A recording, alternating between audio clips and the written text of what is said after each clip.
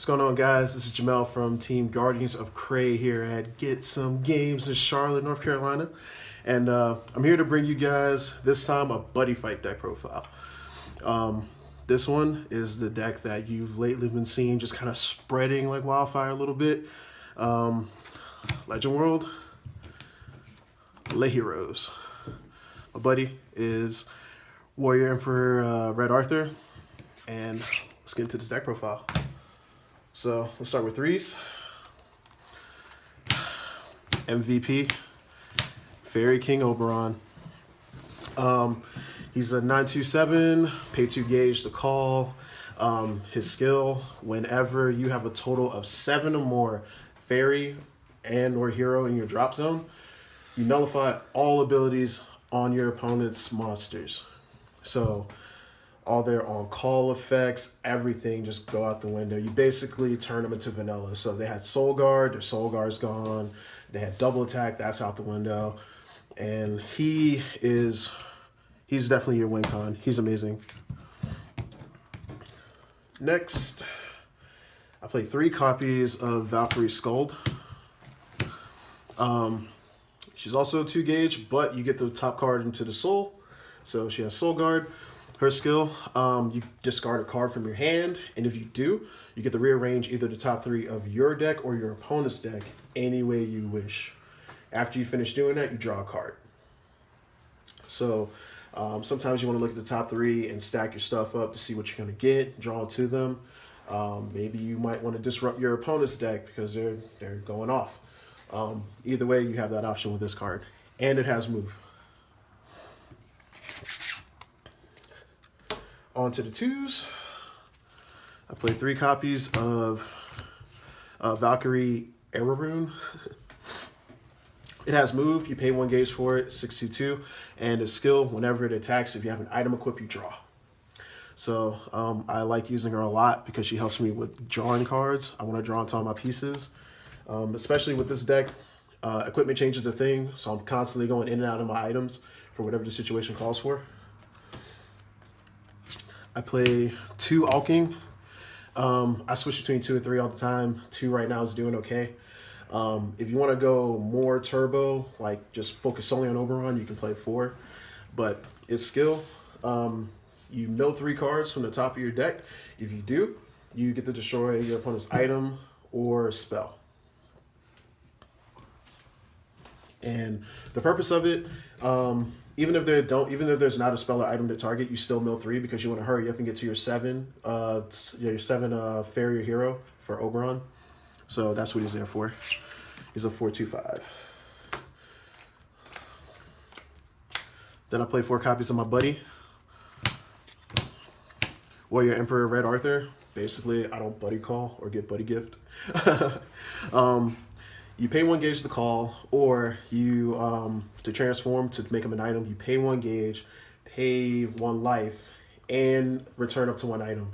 So this doesn't mess with your once per turn equipment change. His effect: if there's a total of 4 hero or superhero in my drop zone, he gets double attack. And getting 4 different hero in the drop zone is a lot easier than it sounds. And he just helps you with your pressure. With him, on top of Oberon, on top of other things, you're getting anywhere between 4, 5, 6 attacks off every turn once you get that 4 in the drop. On to the 1s, I only play 3, and all of them are Divine Dragonite, Joan d'Arc. This chick is sick. Now that Merlin isn't necessarily as mandatory as it was before,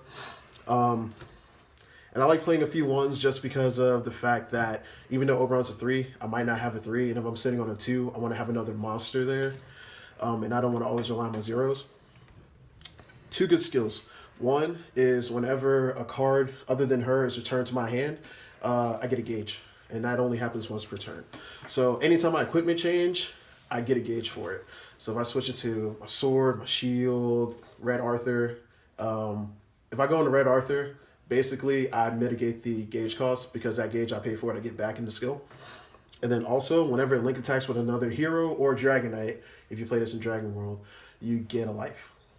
So, the cool thing with Le Hero before was that It didn't have life gain, but it had enough defense that it didn't matter. Now that you get life gain in the mix, it helps you last longer.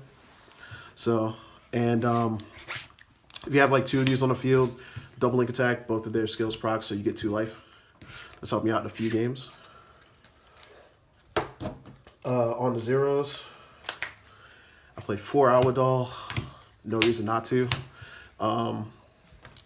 The first skill is irrelevant because I don't play any great spells, but you use it for the discard effect, which for Scold, as I stated earlier, and other things that's in this deck, if you discard this card, you get a gauge to draw a card.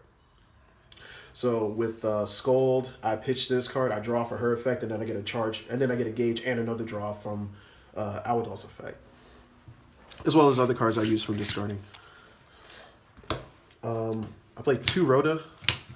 Rhoda skill, I'll sometimes call it if I need like a oomph of power, because what it does is when it's on the field, it gives every other hero other than this plus 1k power, including the item. So Red Arthur will become a 6/25 instead of a 5/25.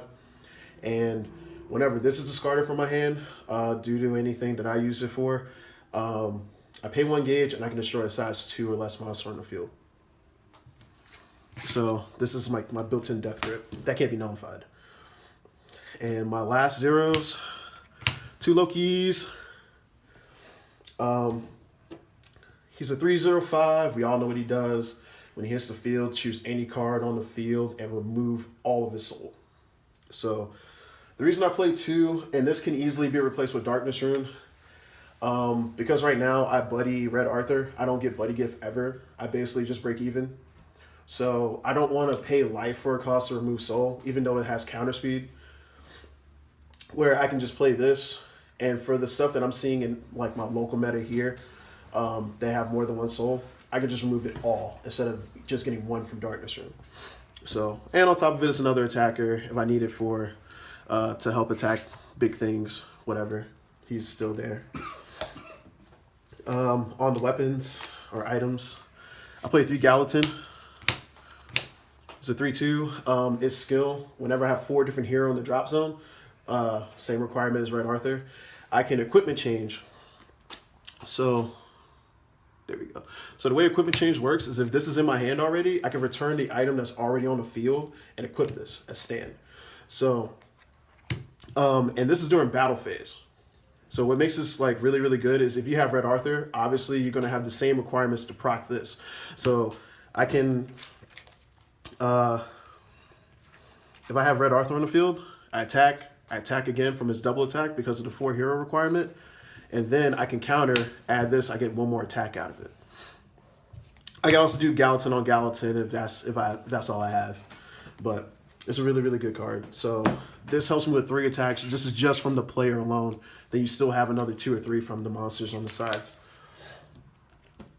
And then I also play 2 Prigwin. I know there's a spell that has the same sort of effect. You get a gauge if you pop a monster and reduce damage to 0. I like this one a little bit better because it can be nullified. And it saves my items if they try to pop them.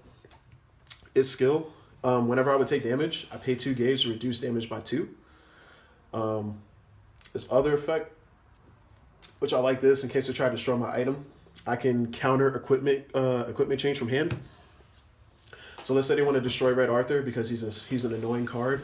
I can, in response, equip this, bring our Red Arthur back to hand, and he's safe. So, on the spells, I play 4 Holy Grails. This deck it goes in and out of open center. It's mostly open center because of Red Arthur. So I have standard shields for it. Just nullifies the attack, period. 3 damage control. I love this card. It's even more useful now. You set it, and basically during my opponent's turn, I can discard any card from my hand. And if I were to discard it, I reduce the next damage I would take by 2. So I use this in response with Awdols and the Rhodas that I showed you earlier. So I reduce damage by 2 and I get their discard effects. But if I discard a Battle Deity Robo card, which hint hint, these have that attribute, I reduce damage by 4 instead of 2 next time I take damage. So have like one or two of these sitting on the field on top of Pridwin and your shields, and I usually have pretty good defense most games. I play 2 Illusion of the Void Deity. Basically, this is for my size 3s. That's the only reason why I play 2. Next time they be destroyed, they stay on the field and I gain a life. So I know they want to get rid of the Fairy King. The Fairy King is annoying. So this is one of my few ways of keeping it on there. 2 Book of Illusions. Something that starts with an M, Mabinogion or something.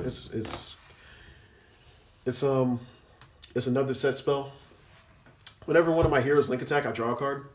So I like using this in conjunction with the other Valkyrie arrow rune. So if I have an item equipped or something, I usually draw 2 that turn, apart from the charge and draw.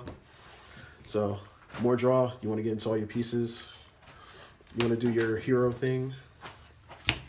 2, the Hardworking Fairies. It's a fairy, so it works for Oberon, and it's a counter speed, get 2 gauge. Sometimes you need that gauge. Usually, you're never really spending no more than 2 gauge on any particular thing. And if you don't have it already, this helps you get it real quick. 2 Brethren Guard. Basically, it's the best spell nullifier in the game. No question. Counter speed, I can nullify a spell being casted, or I can pop a set spell that's already on the field. That's why it's the best spell nullifier. For 2 gauge. Which works really well with the other guard, Symbol Guard. Pay 1 gauge and draw 2 if I'm at 6 or less life. But if I have a Brethren Guard in the drop zone, I don't have to pay the gauge cost. So it's a free draw 2 when I'm at 6 or less life. And then for impacts, I only play 2, but I see myself switching to 3. Kingswave, Caliburn, Grief. Stupid impact. Really, really good. Pay 2 gauge for the same requirement as Gallatin and Red Arthur. If I have 4 different heroes in the drop zone, I can cast this outside of final phase because it has a counter on it.